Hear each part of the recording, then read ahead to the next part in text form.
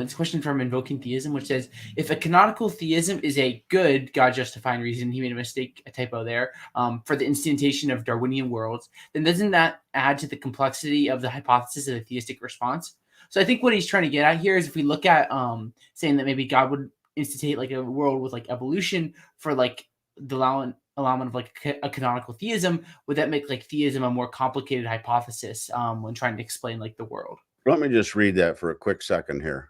Mm-hmm. If canonical theism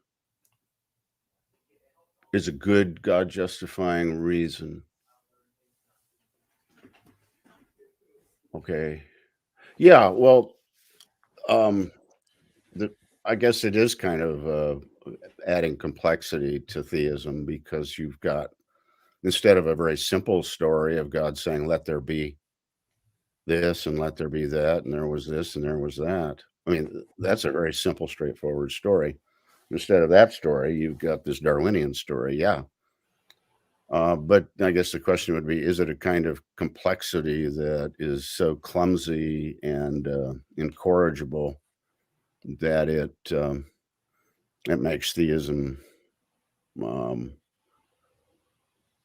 implausible? Or is it a kind of complexity that makes things more interesting? I mean, I tend to think that if properly formulated, evolutionary creationism is a more interesting story of creation than the simple young Earth type of, or even old Earth form of creationism. You know, that simplicity has the advantage of being comprehensible and often easier to defend, and certainly easier to explain, but it comes with its own baggage too, explanatory baggage.